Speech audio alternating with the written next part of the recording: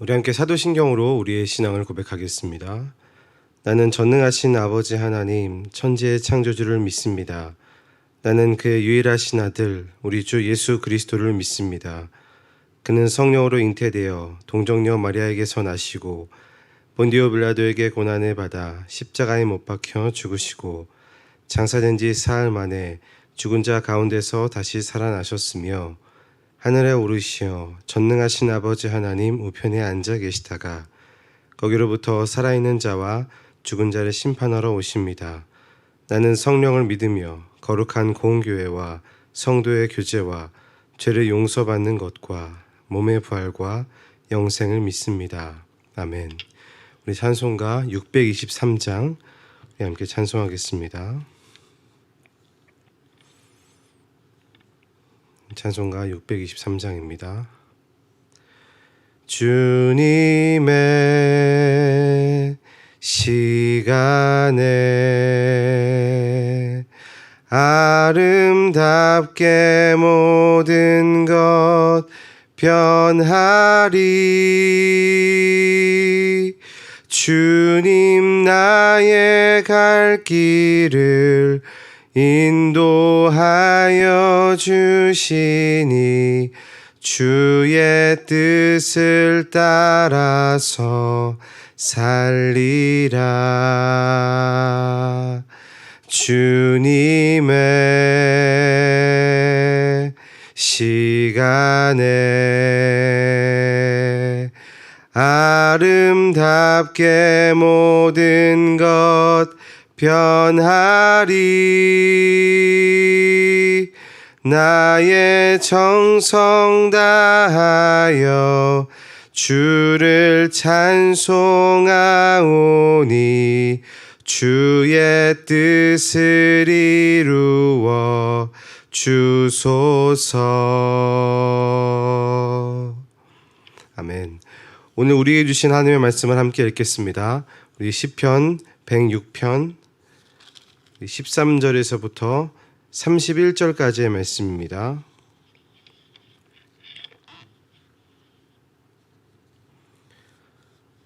시편 106편 13절에서부터 31절까지의 말씀을 한 절씩 교독함으로 하나님의 말씀을 읽도록 하겠습니다.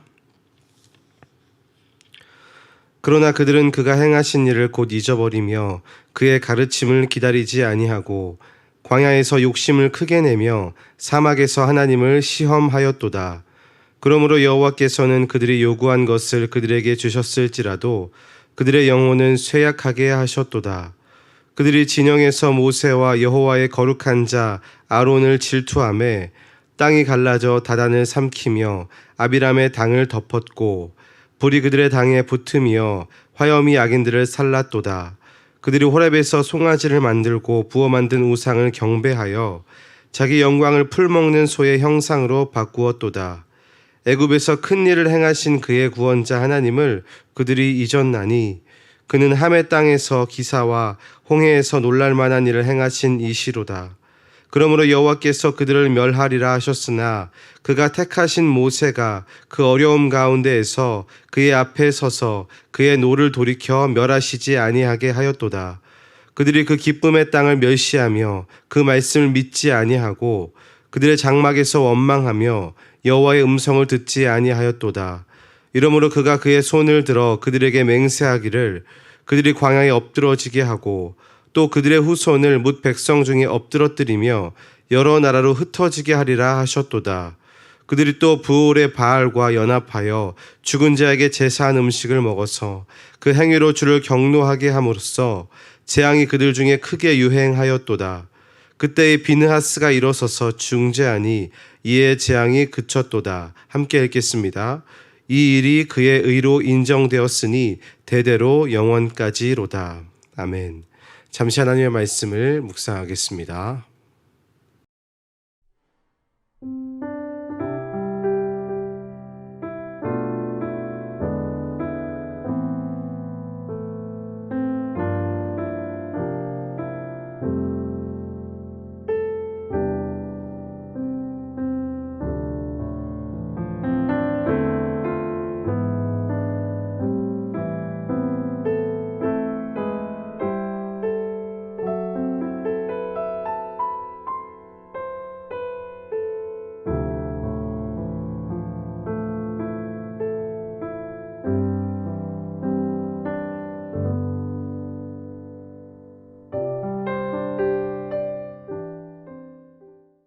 네, 오늘 우리가 읽은 시편 106편은 이스라엘 역사를 배경으로 기록된 시편입니다.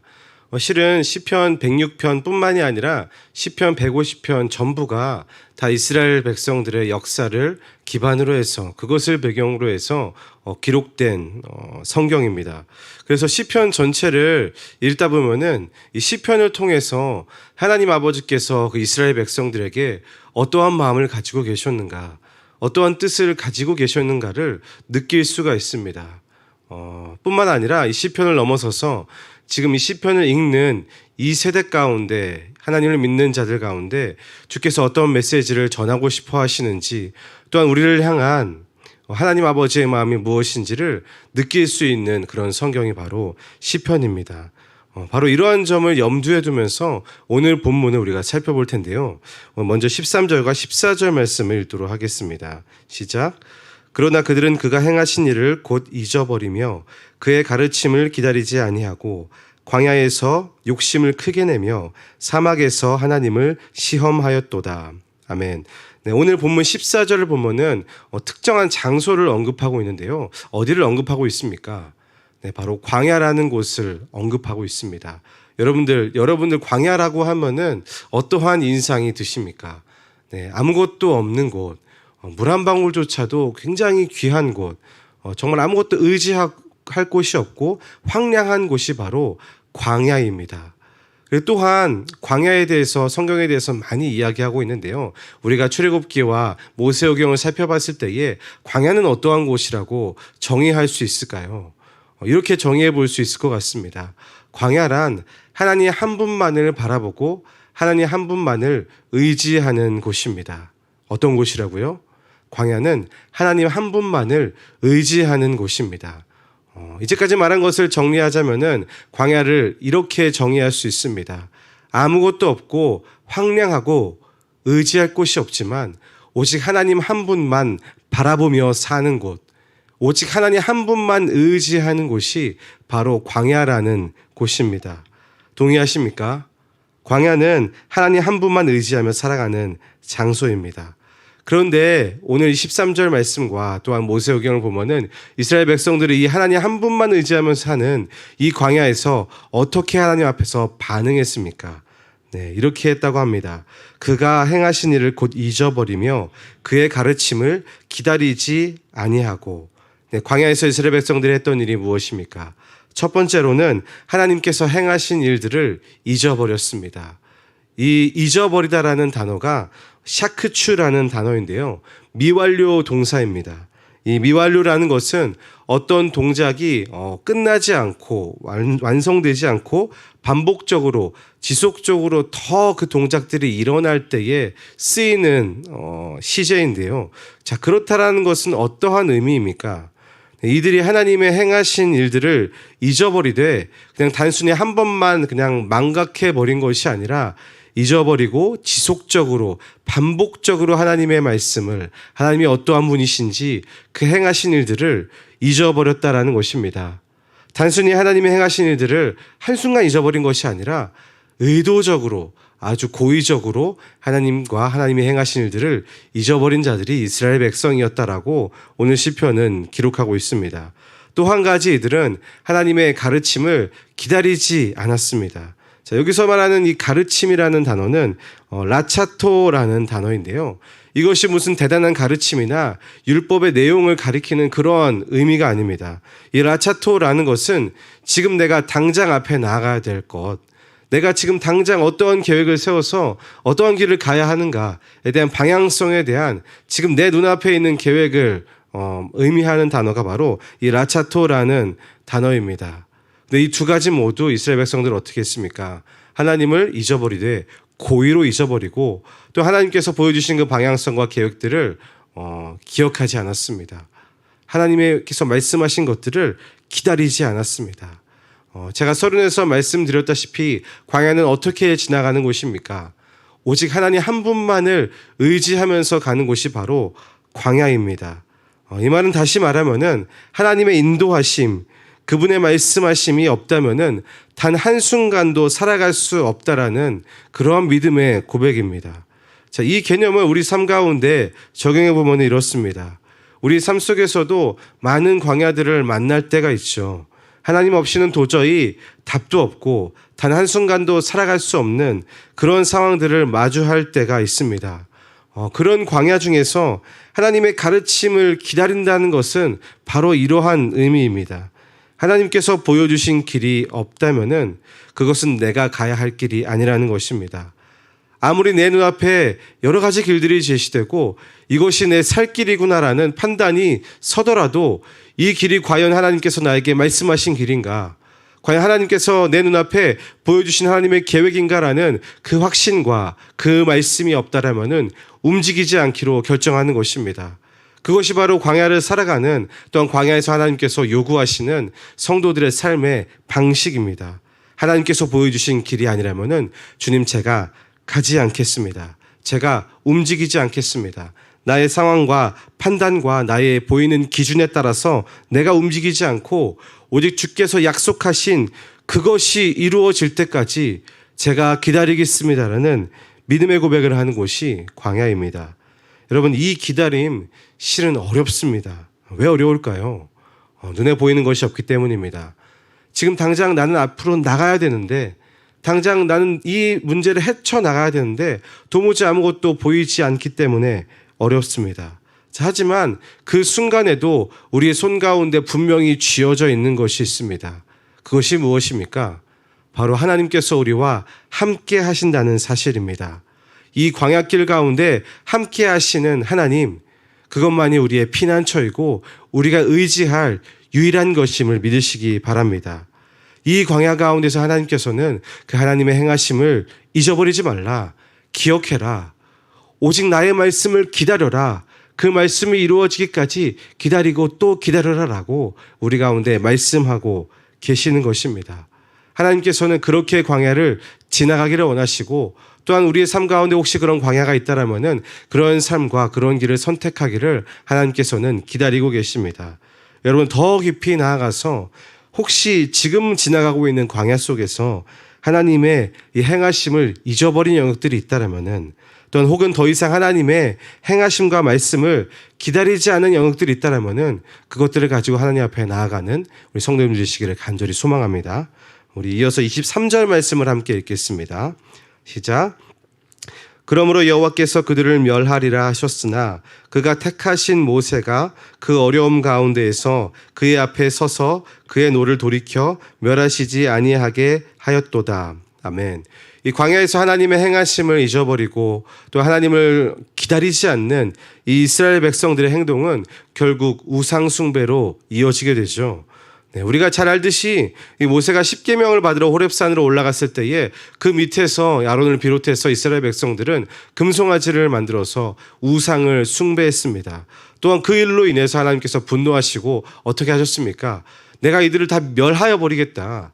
내가 이들을 말고 다른 백성들을 세우겠다라고까지 말씀하시면서 하나님께서 모세에게 이야기하십니다. 그런데 그때 모세가 어떻게 했습니까? 하나님, 그렇게는 되지 않아야 합니다. 하나님, 그 일만은 제발 돌이켜 주십시오라고 간절한 기도를 하나님 앞에 올려드리죠. 그때 하나님께서 어떻게 하십니까? 바로 모세의 그 기도를 들어주십니다. 응답하시고 이스라엘 백성들을 멸하지 않기로 결정하십니다. 자, 여기서 우리가 살펴봐야 될 부분이 무엇이냐면은 바로 모세의 중재입니다. 이 모세의 중재가 없었다라면 어떻게 됐을까요?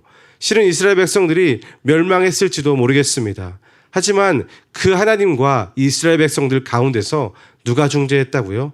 바로 모세가 중재했기 때문에 이 백성들이 구원받았습니다.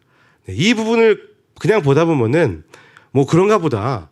모세가 지도자로서 할 일을 그냥 잘했구나 정도로 우리가 이해할 수 있습니다.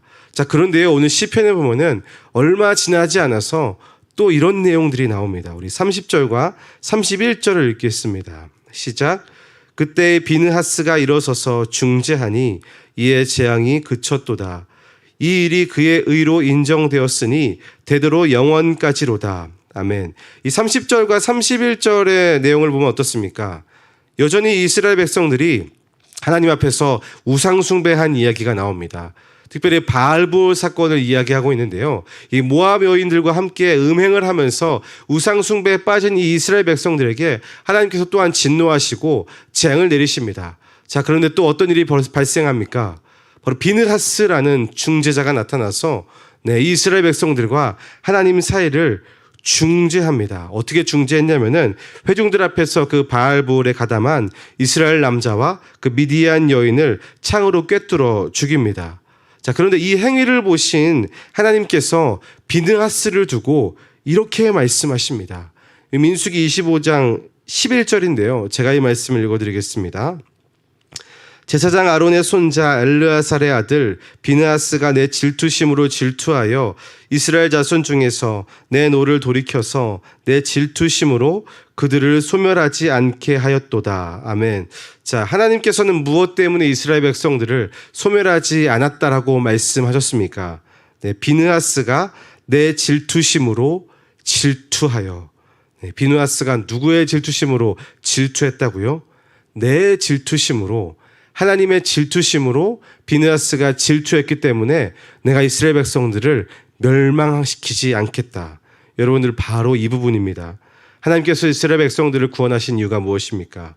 바로 비느하스 한 사람이 하나님의 질투심으로 질투한 것. 이 부분을 다시 우리가 생각해 보자면요, 백성들 중에서 단 한 사람이 하나님 아버지의 마음을 품고 그 동일한 마음을 품고 하나님 앞에 나아왔다라는 것입니다. 아버지와 동일한 마음을 품는 것, 여러분들, 바로 이것이 아버지의 마음입니다. 온 백성들은 전부 하나님께 등을 돌리고 우상 숭배를 했습니다. 자, 그런데 하나님은 어떻게 하십니까? 하나님께서는 이 하나님과 같은 마음, 그 같은 마음을 품고 있는 그 한 사람, 그 한 사람의 중재를 통해서 백성들을 구원하십니다. 여러분, 하나님은 어떠한 분이십니까? 아버지의 마음을 품은 바로 그 한 사람을 통해서 온 백성들을 구원하시는 하나님이십니다. 여러분, 하나님께서는 지금도 이 한 사람을 찾고 계십니다. 신의 중재자로 섰던 모세와 비느하스 마음 가운데 이런 마음이 없었을까요? 하나님, 그냥 이 백성들은 소망이 없습니다. 그냥 다시 처음부터 시작하셨으면 좋겠습니다.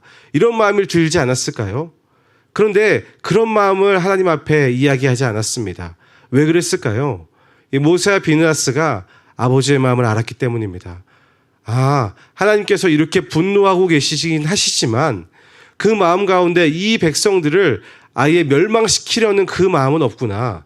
오히려 이 백성들을 불쌍히 여기시고 누가 이 백성들을 위해서 나를 위해 구원을 구했으면 좋겠다, 기도했으면 좋겠다라고 하나님께서는 애타는 마음을 가지고 있었기 때문에, 그리고 그 마음을 읽었기 때문에 모세와 비느하스는 중재할 수 있었습니다.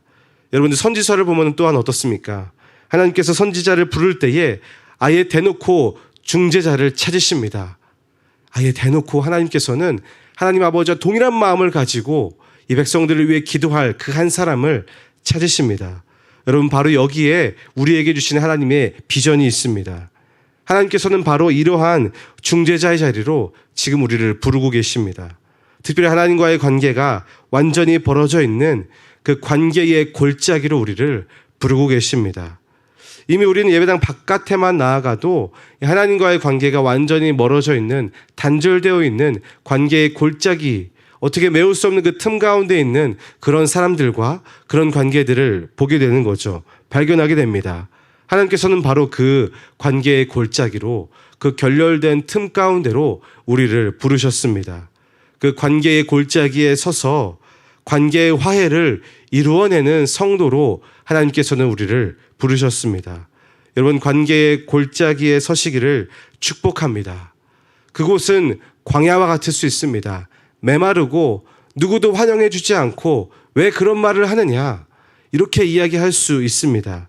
하지만 그 광야와 같은 그 관계의 골짜기 속에서도 하나님께서는 그 모든 것들을 이길 수 있는 넉넉한 은혜를 허락해 주시는 하나님이십니다.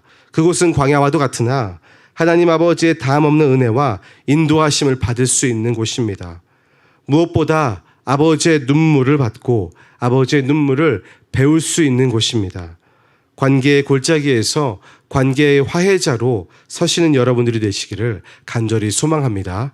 나의 반응입니다. 하나님 주께서 주신 약속들을 잊어버릴 때가 있었습니다. 기다리기보다는 나의 욕심과 계산이 앞서 나간 적이 있음을 고백합니다. 그로 인해 경험하는 목마름들, 그 쓰림들을 가지고 주 앞에 나아갑니다. 그럼에도 불구하고 약속하시고 하나님 아버지의 마음과 그 심정을 허락하여 주심에 감사를 드립니다. 주님, 나의 잘됨과 유익이 있는 자리가 아닌 관계의 골짜기로 나아가기로 결정합니다. 거기에서 주시는 은혜와 화해의 은혜를 사모함으로 나아갑니다. 용기를 주시고 믿음을 베풀어 주옵소서. 이 시간 가지고 나오신 기도 제목들을 가지고 함께 기도하겠습니다.